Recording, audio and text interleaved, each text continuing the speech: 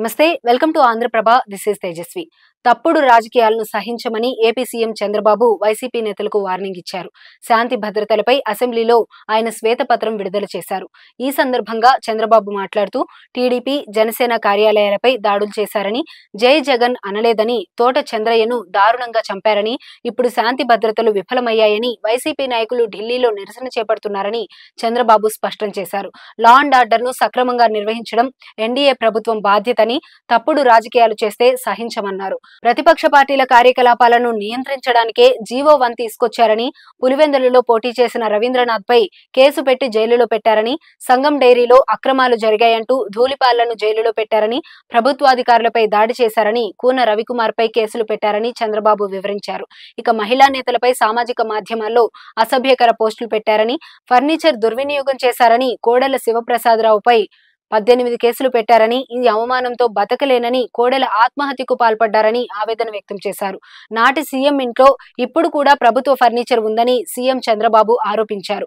వంగలపూడి అనితపై SC ST atrocity case పెట్టారని, అయ్యన్నపై ఎస్సీ ఎస్టీ అట్రాసిటీ అత్యాచార యత్నం కేసులు పెట్టారని సీఎం చంద్రబాబు వివరించారు.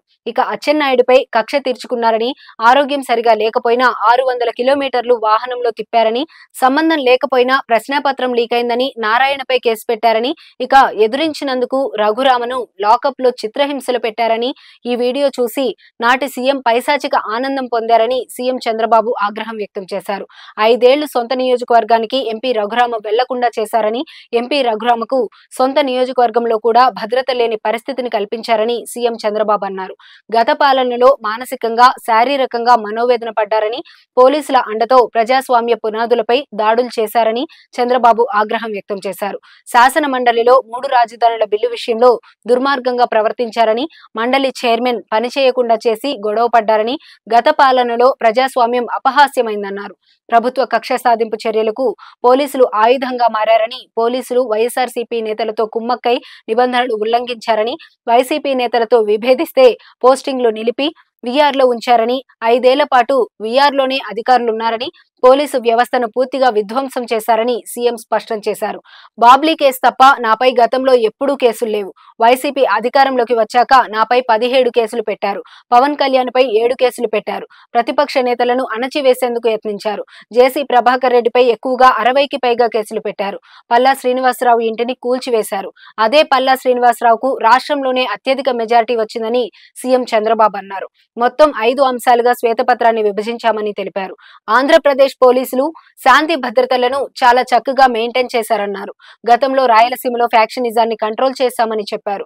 సీమలో ఫ్యాక్షనిజం లేకుండా చేయాలని చూశామని, ఆ క్రమంలో చివరకు తమ పార్టీ సీనియర్ ఎమ్మెల్యేలు 2ని అరెస్ట్ చేసిన తర్వాత మిగిలిన వారిని అదుపులోకి తీసుకున్నామన్నారు. తద్వారా రాయలసీమలో ఫ్యాక్షనిజం లేకుండా చేశామని సీఎం చంద్రబాబు గుర్తు చేశారు. హైదరాబాద్ లో మత ఘర్షణలను ఉక్కుపాదంతో అణచివేశామన్నారు. దీంతో మత సామరస్యానికి వేదికగా హైదరాబాద్ ను నిలిపామని ఆయన పేర్కొన్నారు. అంతేకాదు వామపక్ష తీవ్రవాదాన్ని సైతం గ్రే హౌండ్స్ ద్వారా అదుపులోకి తీసుకువచ్చే ప్రయత్నం చేశామన్నారు. ఇక రాష్ట్రంలో ఎక్కడైనా రౌడీయిజం కనిపిస్తే దానిని సైతం ఉక్కుపాదంతో అణచివేశామని తెలిపారు. తమ ప్రభుత్వం చర్యల వల్ల ప్రజల్లో భద్రత పెరిగి ప్రతి ఒక్కరిలో ఒక నమ్మకం అయితే వచ్చిందన్నారు. సాంకేతిక పరిజ్ఞానాన్ని ఉపయోగించుకొని శాంతి భద్రతలను కాపాడామని సీఎం చంద్రబాబు ఈ సందర్భంగా సోదాహరణంగా వివరించారు.